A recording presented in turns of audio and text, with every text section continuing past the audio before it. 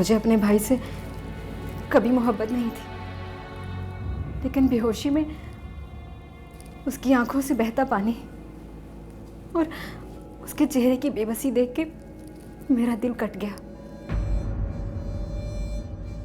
मेरे साथ ना करना चाहो तो अलग बात है, लेकिन ये कैसे हो सकता है कि तुम्हें भूख ही ना हो? ऐसी कोई बात नहीं है। अगर ऐसी बात है तो तुम कह सकती हो। मेरी बेटी बहुत तकलीफ से गुजर रही है ना? मैं जानता हूं बेटा, इसीलिए मैंने अपने रब से कह दिया है कि मैं अपनी नूर अफरोज के लिए चाहने के बावजूद भी कुछ नहीं कर सका।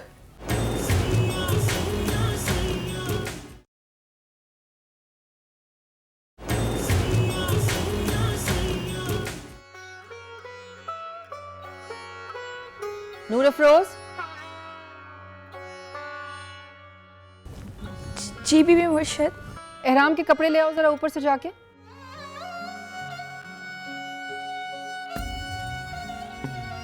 जी।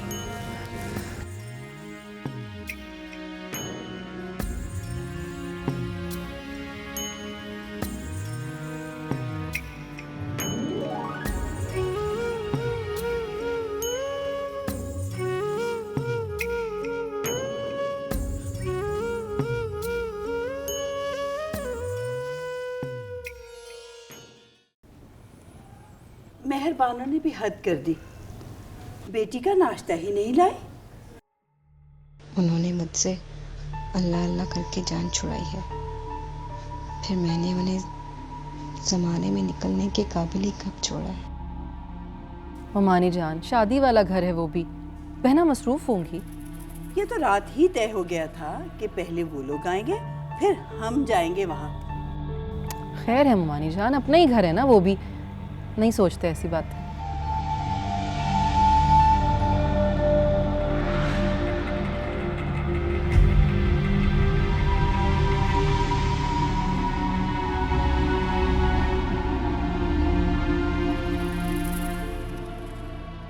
क्या बुरे वक्त में कुदरत ने मदद की है मेरी। अगर बहना जज्बाती होकर मेरी बेटी की खुशियाँ छीन सकती है तो मैं भी उनकी बेटी को एहराम के साथ कभी सुखी नहीं रहने दूंगी।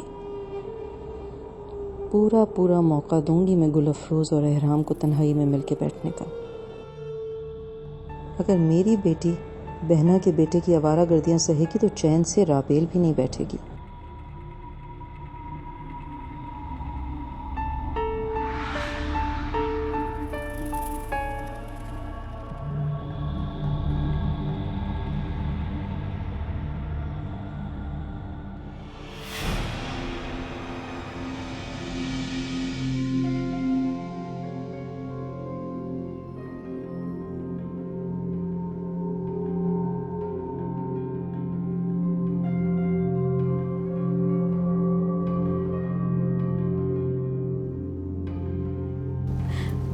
मेरा निकाह हो चुका है कबीर से, नूर अफरोज का कज़न कबीर।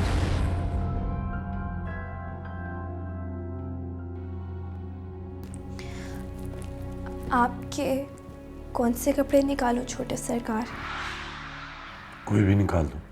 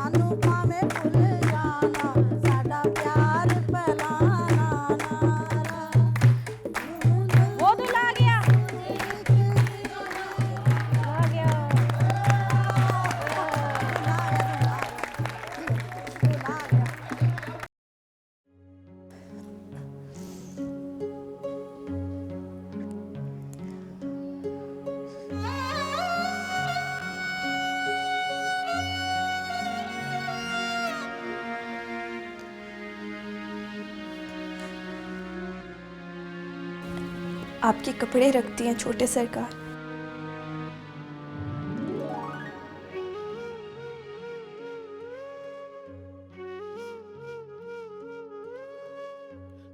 एक ही रात में मोहब्बत क्या, ये तो नफरत करना भी भूल गया।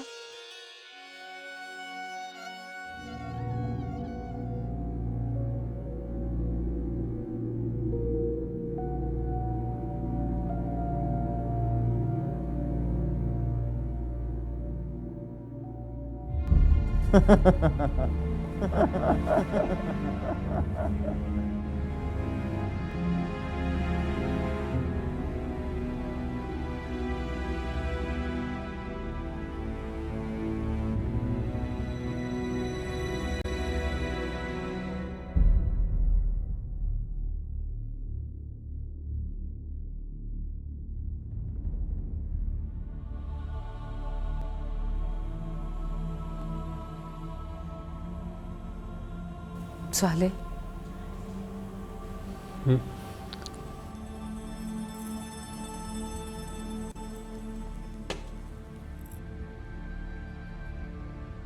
मैं भूल ही गई थी, आज नाश्ता लेके पहले हमें जाना है।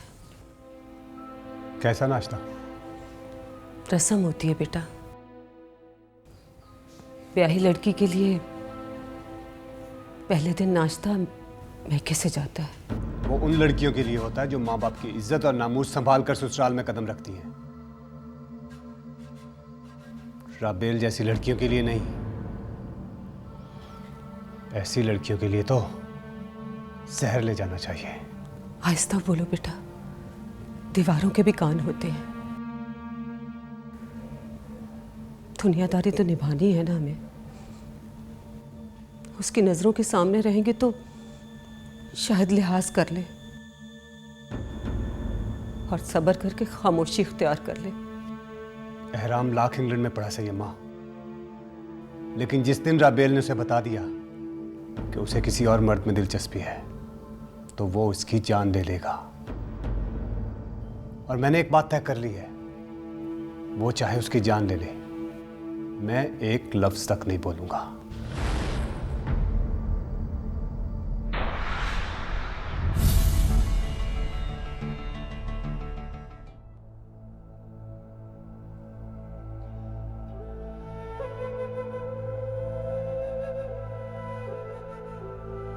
या अल्लाह, ये कौन सी नई आजमाइश है? ये नीचे बजने वाले ढोल और शहनाई मेरी शादी की खुशी में बजाए जा रहे हैं। खानदान वालों की नजर में मेरी शादी राबेल से हो चुकी है और जिससे हुआ है सारे सबूत उसके पास है और वो मुकर गया है। अब क्या होगा, क्या करूं? ताया सरकार ही के पास इस मसले का हल होगा। लो जी, दूल्हा यहाँ बड़ा सो रहा है। एहराम क्या हो गया, नीचे चलो। भला मैं नीचे औरतों में जाके क्या करूंगा ताई जान? एहराम जाना पड़ता है, दूल्हा दुल्हन को इकट्ठे बैठना पड़ता है मेहमानों के साथ। और फिर तुम थोड़ी देर मेहमानों के साथ बैठ जाओ, फिर हमें बनफ्शे के पास भी चलना है। भला इस सब में मेरा कहां से होना जरूरी है ताई जान? हद करते हो तुम भी। तुम दूल्हा हो, बनफ्शे के फर्स्ट कजन हो, ऐसी भी क्या बेजारी है? ठीक है, आप चले, मैं आता हूं। जल्दी आ जाना प्लीज।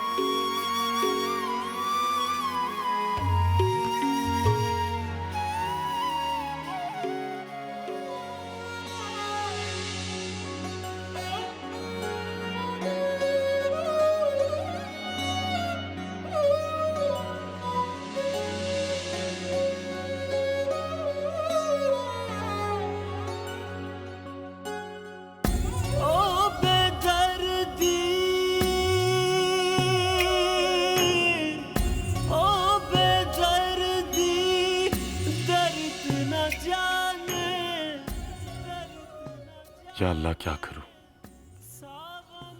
क्या नूर अफरोज को बता दूं कि कबीर ने राबेल से पहले ही निकाह किया हुआ था?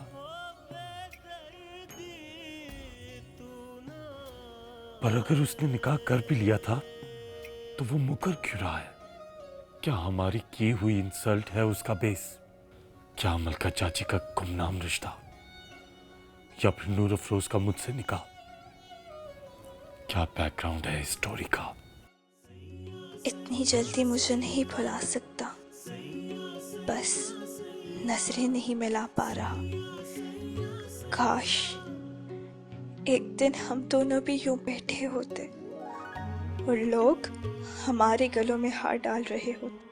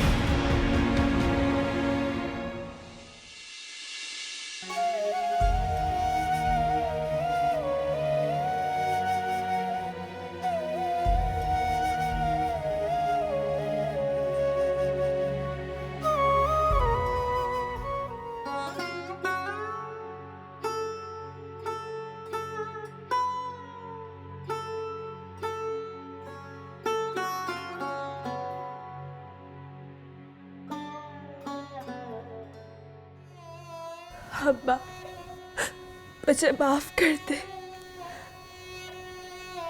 तूने ऐसा क्या किया नूरा फरोज? बड़ा गरूर किया, अपने दिल पे, अपने ज़ब्त पर। मैं तुझे देख देख के सोचती थी कितना बेवकूफ है अम्मा का प्यार। ऐसे भला कोई किसी पे थोड़ी मरता है कि जीने से हाथ ही धो डाले। पीरों की मोहब्बत का बीज बड़ा ही बेमहर है। इसे हम जैसी औरतें अपनी आंसू से सींचती हैं। कोई पता नहीं फल भी लगेगा या नहीं, या यूं ही मुरझा के सूख जाएगा। मैं भी तेरी बेटी हूँ, ये पौधा मुरझाने तो मैं भी नहीं दूंगी।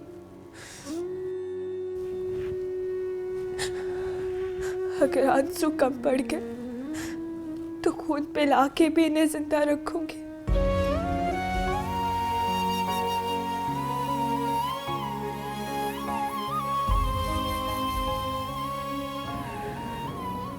बहुत मुश्किल सफर है नूरा फिरोज। मैं तुझे किसी ऐसे सफर से बचाने के लिए यहाँ लाई थी। मुझे क्या पता था कि तू मेरे पीछे पीछे उसी राह पे चल देगी। मुझे बड़ा दुख है नूरा फिरोज तेरी इस मुशक्कत पे। मुझे बड़ा अफसोस है।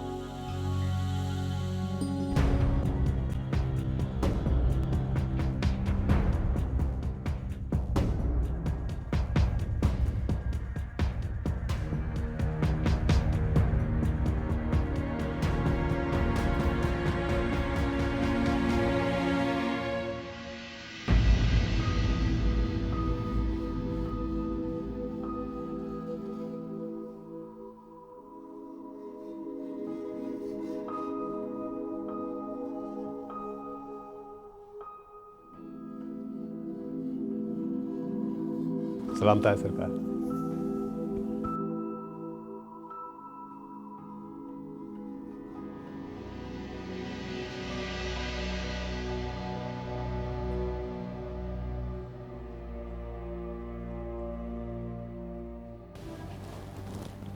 कैसी हो? मैं ठीक हूँ। आप कैसे हैं?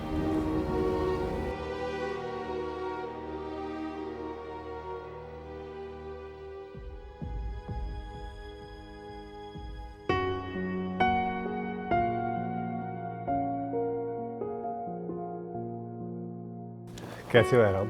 ठीक हूँ। क्यों मिसाल है?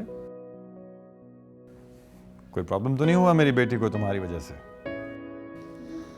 नहीं ताया सरकार, आप खुद मिलके पूछ रहे हैं।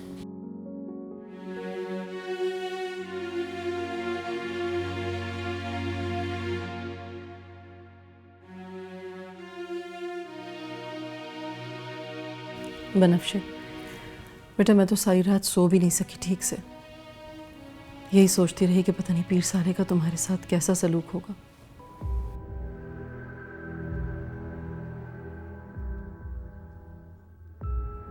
मगर तुम फिक्र मत करना, वो जो आते आते तुमने मुझे नूर अफरोज और एहराम के चक्कर की बात बताई थी ना, मैंने उसी में से मसले का हल निकाल लिया। मैं भी नूर अफरोज को एहराम के आगे से हटने नहीं दूंगी। क्या समझती हैं बहना कि अपने आवारा बेटे की जबरदस्ती मेरी बेटी से शादी करवा के, मेरी बेटी पर खुशियों के दरवाजे बंद करके, अपनी बेटी की शादी पीर एहराम जैसे शानदार मर्द से करवा के उसे खुश देखना चाहती हैं, ताकि मेरी बेटी रोती से सकती रहे? तो नूर अफरोज और एहराम का चक्कर चल रहा है। खैर, मुझे क्या, मेरी बला से। राबेल का दिल जलाने के लिए नूर अफरोज को इस्तेमाल करें या उसे जिंदा चला दें।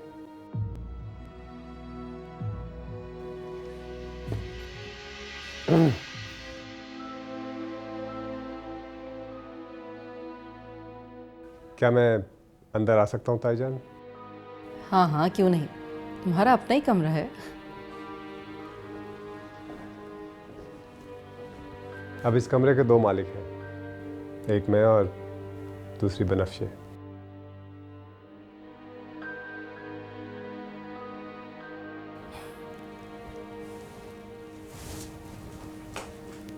अल्लाह करे तुम हमेशा ऐसे ही रहो। कितने अच्छे लगते हो तुम इन नरम तासुरात के साथ। कहाँ छुपा कर रखा था इतने दिन से ये वाला पीर साले तुमने? बस एक जादू की छड़ी थी जिसने पत्थर से मोम बना दिया। मेरी बेटी तो नहीं है वो?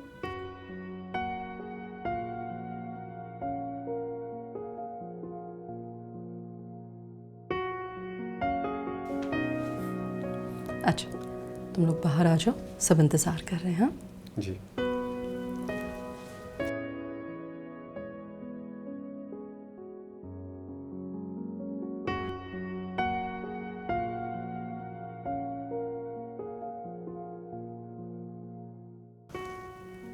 अब मैं ताईजान को क्या बताऊं कि उनकी बेटी तो मेरी तरफ आंख उठाकर भी नहीं देख रही। चले? हाँ, चलो।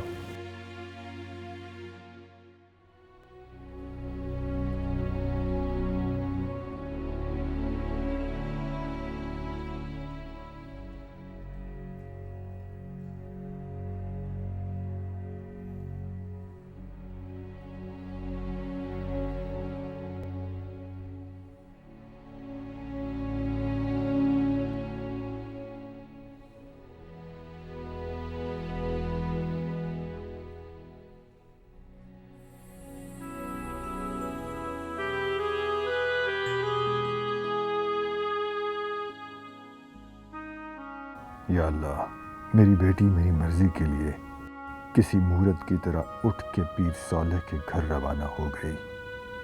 उसकी फरमाबरदारी के एवज उसकी ज़िंदगी में खुशियाँ भर दे। मैं उसे हंसता मुस्कुराता मुतमईन देखूं। या अल्लाह, पीर सालेह का कल्ब नरम कर दे।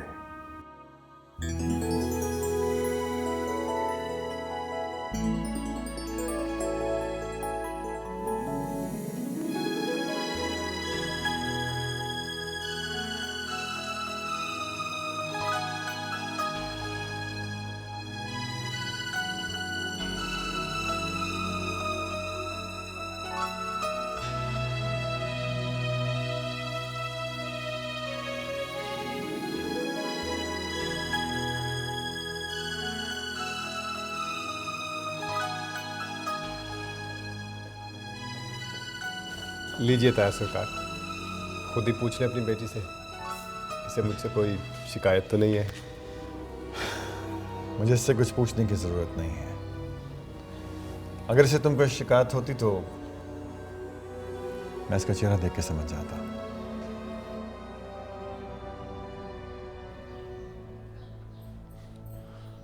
कैसी हो? शादी मुबारक हो। कल कहने का मौका ही नहीं मिला।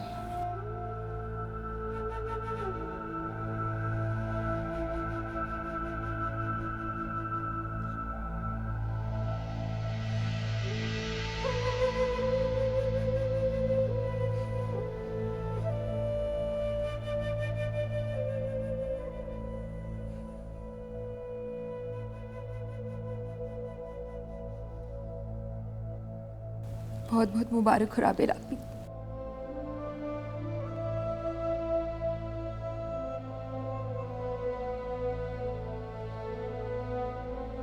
तुम्हें भी।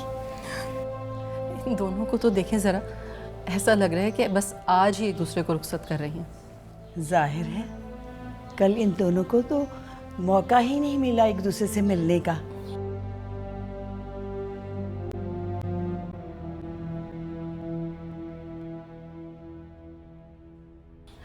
खैर, ये कौन सा प्रदेश जा रही थी? हाँ, एक बाप के घर से निकली, दूसरे बाप के घर में आ गई। दोनों जैसे मैके में ही हो।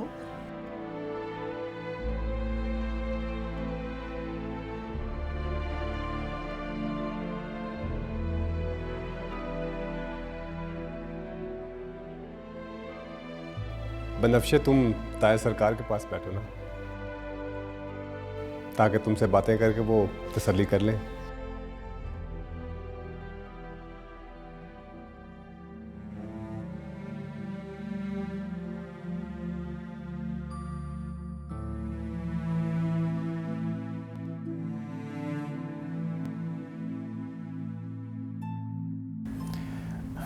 बेटा,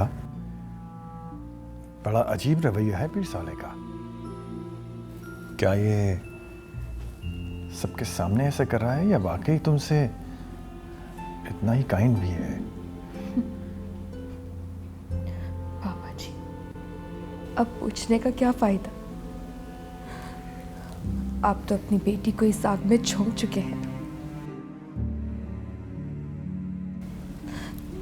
वो आग मुझ पर ठंडी भी हो जाए तो भी तो इस चीज का है कि आपने अपनी बेटी को अपने हाथों से इस आग में झोंक दिया। देखो बेटा, तुम मुझसे भले कितनी ही खफा हो, लेकिन प्लीज मुझे इतना बता दो कि पीर साले का रवैया तुम्हारे साथ कैसा है?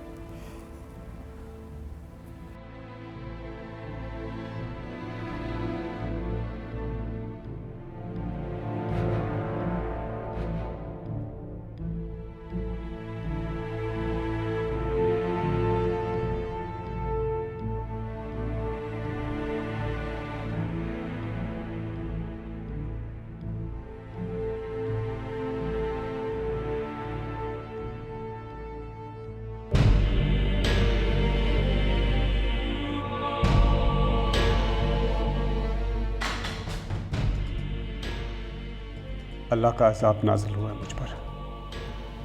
मैं जल रहा हूँ मगर दुनिया को नजर नहीं आ रहा। तकलीफ से जान जा रही है, मगर आवाज़ निकालने की इजाज़त नहीं। अगर मैंने आ भरी तो बदनाम हो के 2 टके का हो जाऊंगा। सारी जिंदगी लोगों की इज्जतों से खेला हूं। कितनी खामोशी से मेरे रब का अजाब नाज़िल हुआ है मेरी इज्जत पर।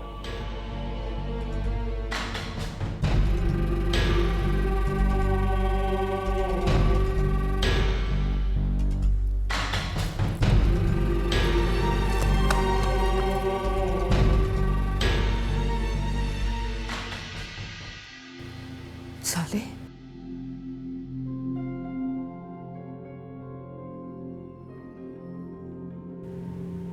तू यहां क्यों बैठा बेटा? पता नहीं क्यों अम्मा, लोग मुझे देख रहे तो शर्म आ रही है मुझे उनसे। ऐसा लग रहा है कि कोई भी गले मिलके कह देगा, क्या खाक इज्जत है तुम्हारी। ना बेटा, ये वक्त इन बातों का नहीं है। किसी को भिनक भी पड़ गई ना तो समझ इज्जत गई। भिनक पड़े या ना पड़े अम्मा, इज्जत तो गई ना। ना मेरे बेटा, हर घर में हमारे जैसा एक बेइज्जत बसता है। ये जो हमारे खानदान का हमाम है ना, इसमें सब नंगे हैं। सबके घरों में 2 जिल्दों वाली किताबों जितनी दास्तानें हैं। फिर हमारा तो अल्लाह ने पर्दा रख लिया बेटा। उस बेगैरत से जाके पूछें कि उसने भी हमारी इज्जत रखी या नहीं, या फिर 2 टके कर दिया अपने खामद के सामने। ले, मार न डाला होता है राम ने। अब अगर जिक्र करेगी तो खुद मरेगी। अब वो तेरी या मेरी इज्जत नहीं, एहराम की इज्जत है। वैसे सबका सुकून बता रहा है कि उसने किसी से कुछ नहीं कहा।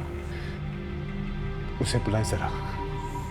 साले, ये वक्त इन बातों का नहीं है बेटा। ये वक्त इन्हीं बातों का है अम्मा। आप उसे बुलाएं, मैं उससे अपने तरीके से पूछता हूं। अब किसी गलती की गुंजाइश नहीं है।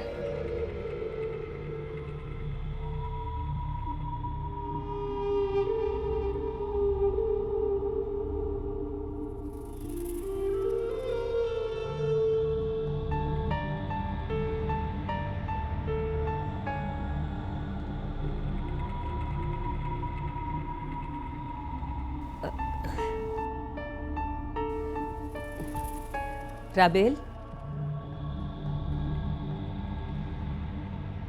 तुम्हारा भाई अंदर बुला रहा है। लो भाई, मेहरबानो कहाँ पीछे रहती है? वो भी तो अकेले में बेटी से पूछेगी ना, शहर बानो कैसी सास है, कहीं उसकी बेटी पे रोक तो नहीं जमा रही? मैं नहीं, इसका भाई पूछना चाह रहा था इसका हाल। आखिर बाप की जगह है ना। राबेल, उठो, अंदर चलो, भाई बुला रहा है।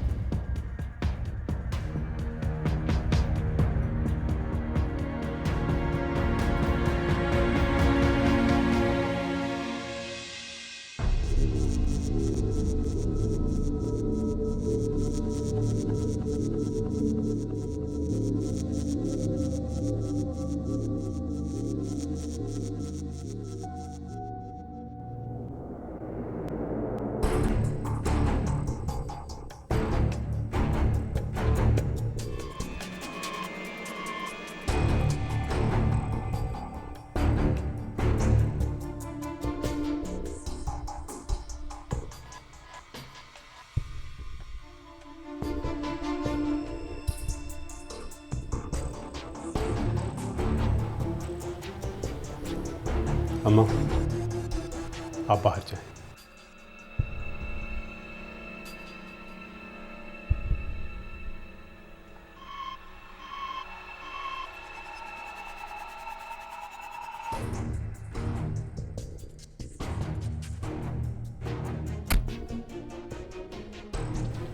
बैठो।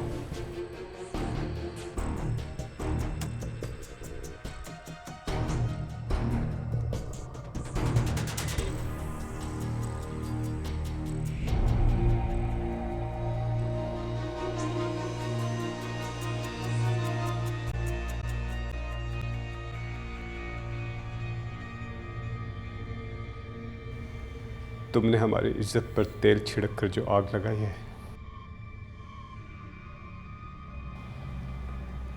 उससे जलकर वो राख तो नहीं, लेकिन स्याह होकर बदसूरत जरूर हो गई है। इतनी बदसूरत कि उसे देखता हूं तो डर जाता हूं मैं। कबीर का हंसता हुआ चेहरा भूत बन के डराता है मुझे। उस दिन इंजेक्शन के नशे में शायद तुम सुन नहीं पाई थी, और नफरत के दबाव में मैं कह नहीं सका था, लेकिन कबीर ने तो उसने मेरी, हमारी इज्जत को फुटबॉल की तरह उछाल उछाल के भड़ास निकाली है राबेल।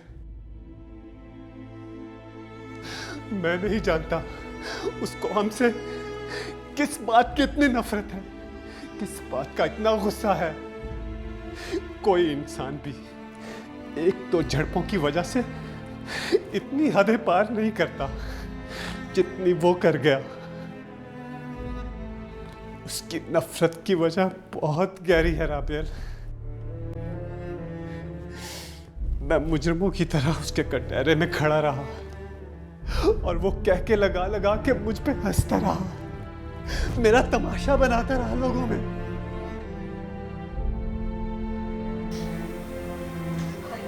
चुप चुप चुप चुप।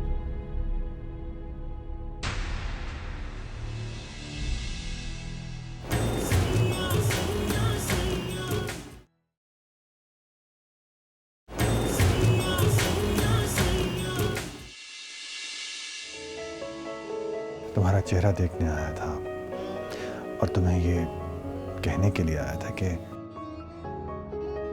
तुम्हारे साथ तुम्हारी माँ की तरह नाइंसाफी नहीं होगी। उसके हिसाब से तो तुम यहाँ मेरे ताया के घर में कैद में